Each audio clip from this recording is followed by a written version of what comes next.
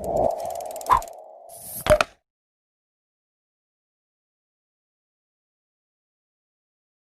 I am going to introduce a beautiful poem, Lines Written in Early Spring. Dear students, Lines Written in Early Spring is a beautiful nature poem by William Wordsworth. The poem describes the mixed feelings of the poet. We know that he is known as the poet of nature. In this poem, Wordsworth expresses his appreciation of the beauty of nature. Moreover, he points out his concerns regarding human activities on nature. നമുക്ക് lines written early spring എന്ന കവിതയുടെ first stanza ഒന്ന് പരിശോധിക്കാം. I heard 1,000 blended notes, while in a grove I sat reclined. In that sweet mood when present thoughts bring sad thoughts to the mind. Listen here students. I heard 1,000 blended notes. കവി പറയുകയാണ്, William Wordsworth പറയുകയാണ്, ഞാൻ കേട്ടു 1000 സമ്മിശ്രമായ രാഗങ്ങൾ. Blended means സമ്മിശ്രമായ, mixed, കൂടിക്കലർന്ന. I heard 1,000 blended notes. ഞാൻ കേട്ടു 1000 സമ്മിശ്രമായ രാഗങ്ങൾ. While in a grove I sat reclined. എന്താ കവി രണ്ടാമത്തെ വരി പറയുന്നത്? While in a grove, grove means മാന്തോപ്പ്, തോട്ടം. While in a grove I sat. Sat means സംതൃപ്തിയോടെ ഇരിക്കുക, സംതൃപ്തിയോടെ ഇരിക്കുക. Recline means ചാരി കിടക്കുക. Recline means ചാരി കിടക്കുക. In that sweet mood, ആ മാധുര്യമുള്ള അവസ്ഥയിൽ, when pleasant thoughts, സന്തോഷകരമായ ചിന്തയില്, മാധുര്യമുള്ള അവസ്ഥയില് കവി ചാരി കിടക്കുമ്പോൾ, bring sad thoughts to the mind, കവിയുടെ മനസ്സിലോട്ട് ദുഃഖകരമായ ചിന്തകൾ കൊണ്ടുവന്നു എന്നാണ് പറയുന്നത്. ലിസൺ, ഇവിടെ നമുക്ക് പരിശോധിക്കാം, who is the speaker? ഈ ഫസ്റ്റ് സ്റ്റാൻസ പരിശോധിക്കുന്ന സമയത്ത് നമുക്ക് കാണാൻ കഴിയും. ഒന്നാമത്തെ ചോദ്യം, who is the speaker? The poet is the speaker. The poet is the speaker. What is the poet here? കവി എന്താണ് കേൾക്കുന്നത്? What is the poet here? പറയൂ. Yes, the poet here 1,000 blended notes. The poet here 1,000 blended notes. 1000 സമ്മിശ്രമായ രാഗങ്ങളാണ് കവി കേൾക്കുന്നത്. പ്രകൃതിയിലെ വ്യത്യസ്തമായ പക്ഷികളുടെ, മൃഗങ്ങളുടെ, അതുപോലെ തന്നെ സസ്യങ്ങളുടെ, ഇലകളുടെ ശബ്ദങ്ങൾ. ഈ ശബ്ദങ്ങൾ ആര് കേൾക്കുന്നു? കവി കേൾക്കുന്നു എന്നാണ് പറയുന്നത്. Where is the poet said reclined? കവി എവിടെയാണ് സംതൃപ്തിയോടെ ഇരിക്കുന്നത്?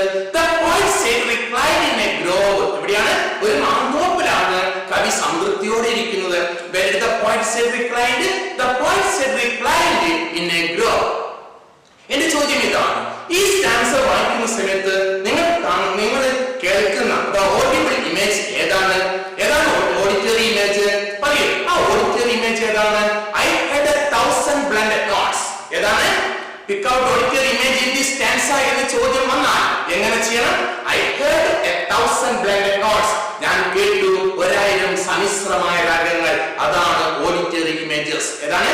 I heard 1,000 blended notes. ഇതിലെ റൈം സ്കീം ഏതാണ്? A B A B A B. ഏതാണ്? A B A B എന്നതാണ് റൈം സ്കീം. അണ്ടർസ്റ്റാൻഡ്? മനസ്സിലാവുന്നുണ്ടോ? എന്നാൽ ഒന്ന് ശ്രദ്ധിക്കൂ. I heard 1,000 blended notes. ഞാൻ കേട്ടു 1000 സമ്മിശ്രമായ രാഗങ്ങൾ. While in a grove I sat reclined. I sat reclined. ഞാൻ വളരെ സംതൃപ്തിയോടുകൂടി ഒരു മാന്തോപ്പിൽ ചാരി കിടക്കുകയായിരുന്നു എന്നാണ് വില്യം വേർഡ്സ്വർത്ത് പറയുന്നത്. In that seat, ആ മാധുര്യമുള്ള അവസ്ഥയില്, when pleasant thoughts, സന്തോഷകരമായ ചിന്തകള്, bring sad thoughts to the mind, കവിയുടെ മനസ്സിലോട്ട് ദുഃഖകരമായ ചിന്തകള് ആ അവസ്ഥയിൽ വരികയാണ്.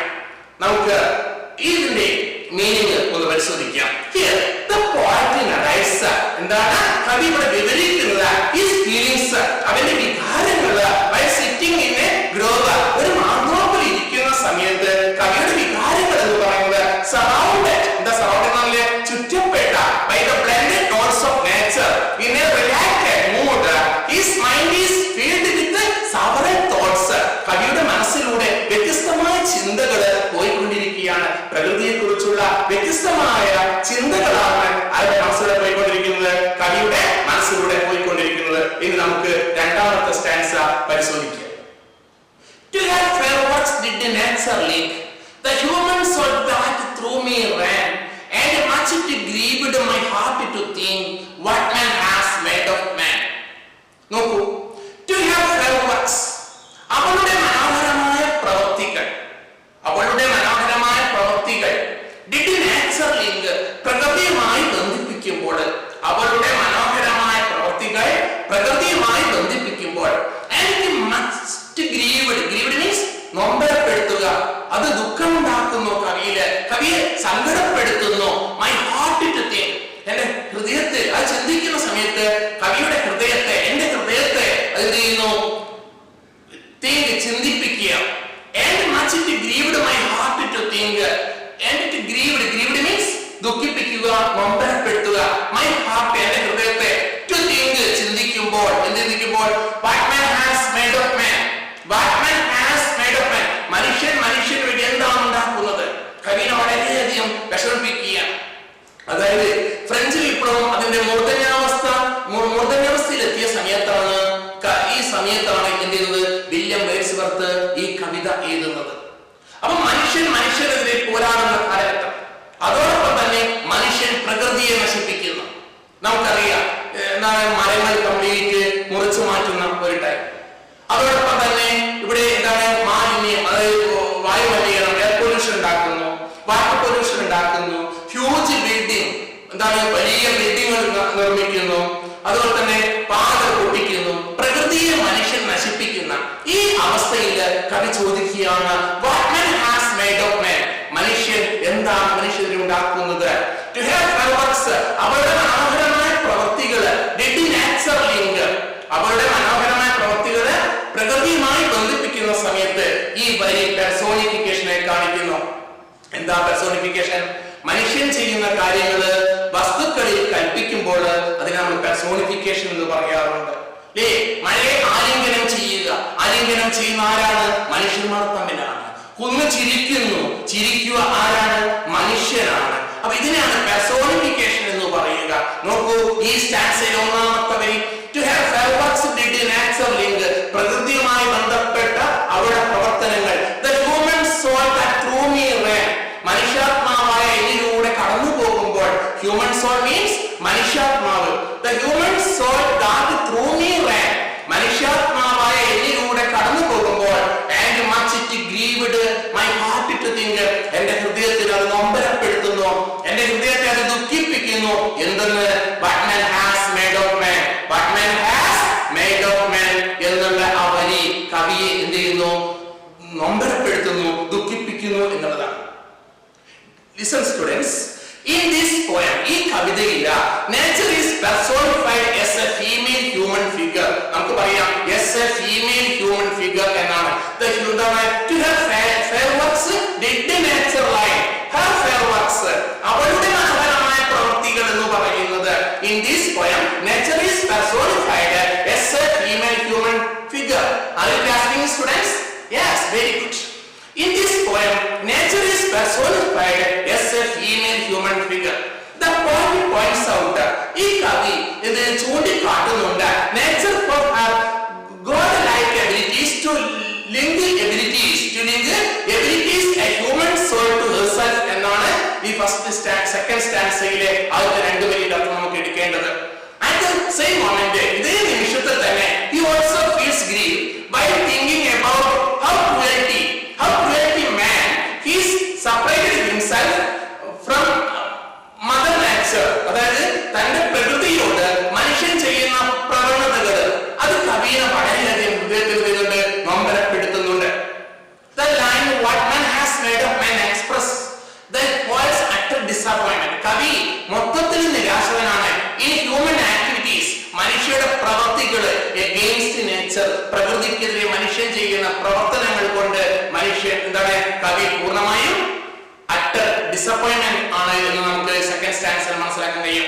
സ്റ്റുഡൻസ്, ഈ സെക്കൻഡ് സ്റ്റാൻസർ നമ്മൾ പഠന വിധേയമാക്കുന്ന സമയത്ത് ഇതിൽ ഏതെല്ലാം ചോദ്യങ്ങൾ വരാൻ സാധ്യതയുണ്ട് നോക്കാം. ഒന്ന്, how does the poet associate himself with nature? എന്താണ് ഒന്നാമത്തെ ചോദ്യം? Yes, how does the poet associate himself with nature?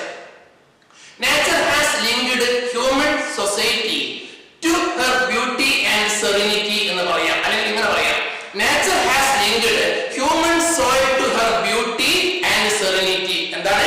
Nature has linked human soul to her beauty and serenity. രണ്ടാമത്തെ ചോദ്യം നമ്മൾ ചോദിക്കാം.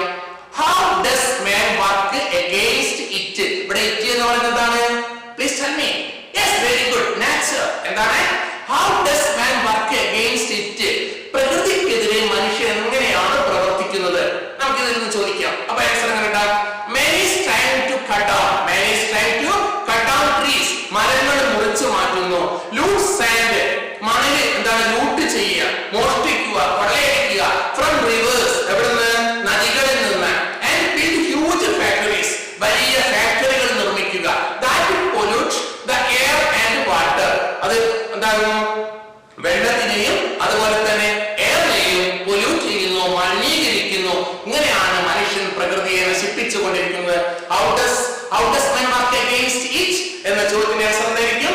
Man is trying to cut down trees, loot sand from rivers and build huge factories that pollute the air and water. ഇനി നമുക്ക് മൂന്നാമത്തെ stanza പരിശോധിക്കാം. Through primrose steps in that green bower, the periwinkle trade its wreaths, and its mind felt that every flower enjoys the air it breathes. Listen here. Through primrose steps. Primrose means, and the primrose means Vasanta Kusuma. Very good. Primrose means Vasanta Kusuma. Steps means cooler. Steps means cooler. Green bower means Valli Kudil. Green bower means Valli Kudil. Periwinkle പച്ച നിറത്തിലുള്ള ഒരു തരം ചെടിയാണ് periwinkle.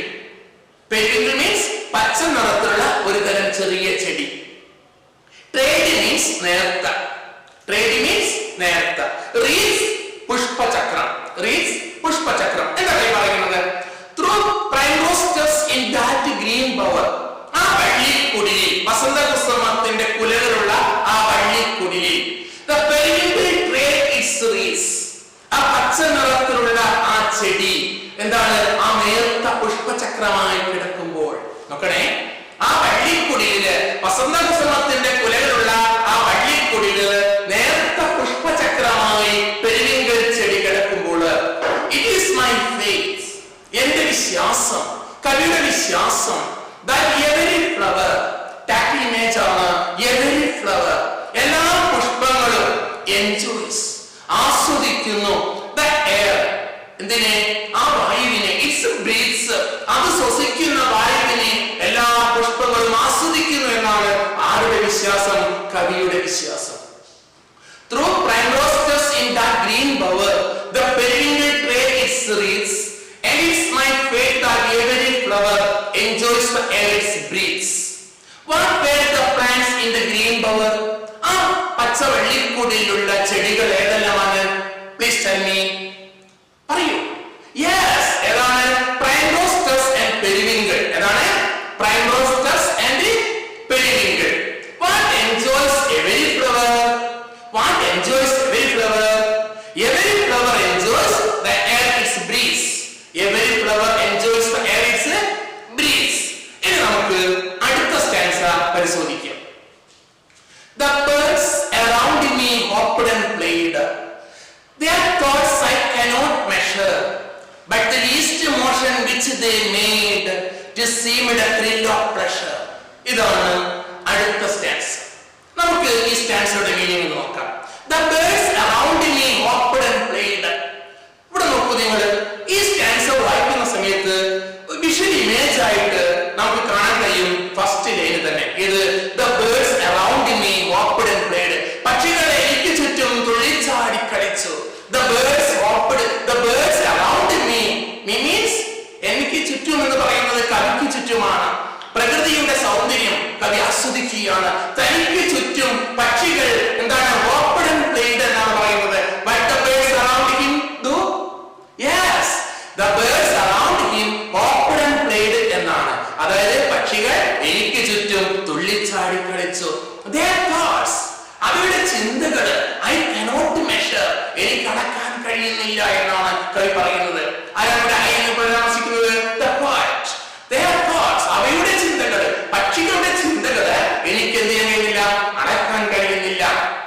എന്താണ്? But the least motion, അവരുടെ ഏറ്റവും ചെറിയ ചലനം പോലും which they made, അവർ പ്രകൃതിയിൽ ഉണ്ടാക്കുന്ന, they means birds made, എന്താ ഉണ്ടാക്കുക, അവർ പ്രകൃതിയിൽ ഉണ്ടാക്കുന്ന ഏറ്റവും ചെറിയ ചലനങ്ങൾ പോലും it seemed a thrill of pressure എന്നാണ് പറയുന്നത്. It seemed a thrill of pressure. എന്താണ്? What does the poet mean? ഈ വരി കൊണ്ട് കവി അർത്ഥമാക്കുന്നത് എന്താണ്?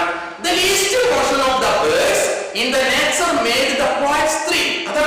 അതായത് പ്രകൃതിയിൽ പക്ഷികൾ ഉണ്ടാക്കുന്ന ആ ചലനം കവിയിൽ വളരെയധികം സന്തോഷത്തിന് രോമാഞ്ചം ഉണ്ടാക്കുന്നു, കവിയിൽ വളരെയധികം സന്തോഷം ഉണ്ടാക്കുന്നു എന്നാണ് ആ വരിയുടെ മീനിങ് എന്നുള്ളതാണ്. നമുക്ക് അടുത്ത സ്റ്റാൻസയിലേക്ക് പോകാം. The budding kings spread out their fan. ആ മൊട്ടുള്ള ചുള്ളിക്കമ്പുകൾ, budding kings means മൊട്ടുള്ള ചുള്ളിക്കമ്പുകൾ എന്താണ്? Spread out their fan. Spread out their fan. നമുക്ക് ആ സ്റ്റാൻസ ഒന്നിച്ച് നോക്കാം.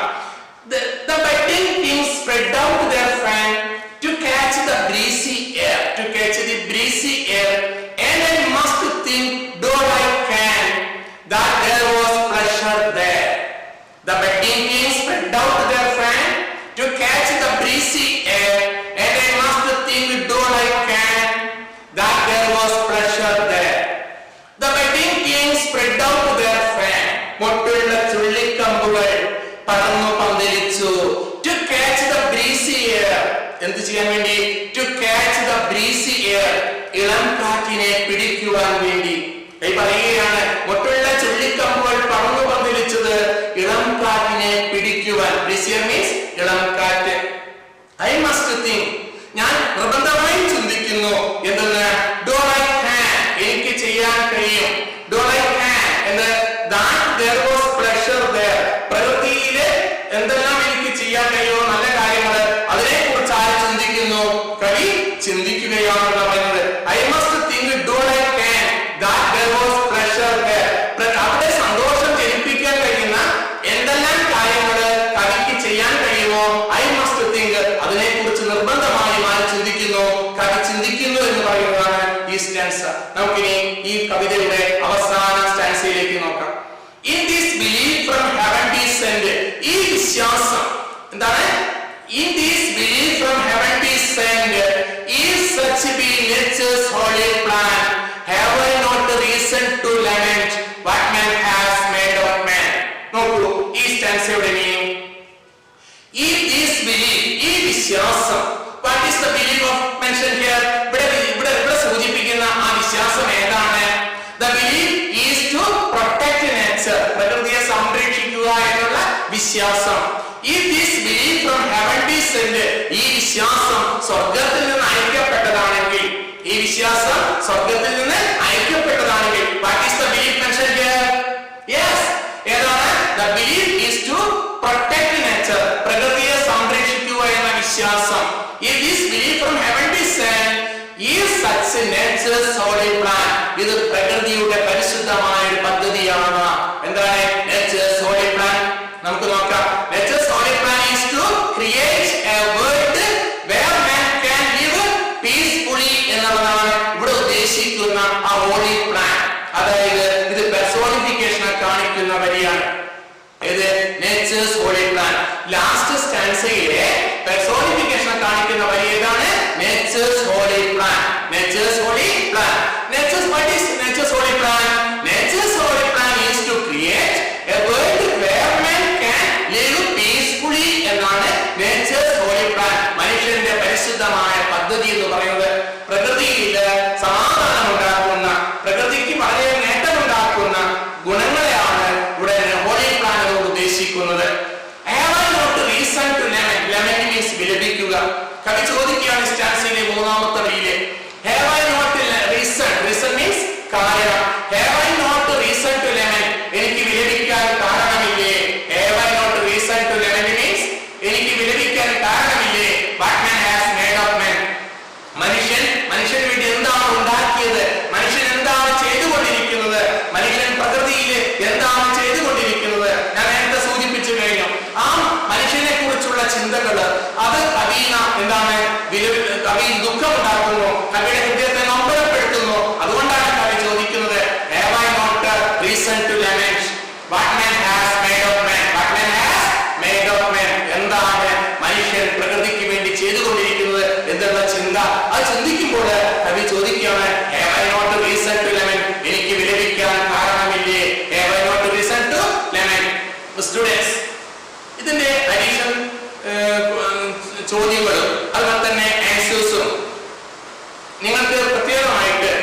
സ്ഥാപനത്തിന്റെ ഗ്ലോബൽ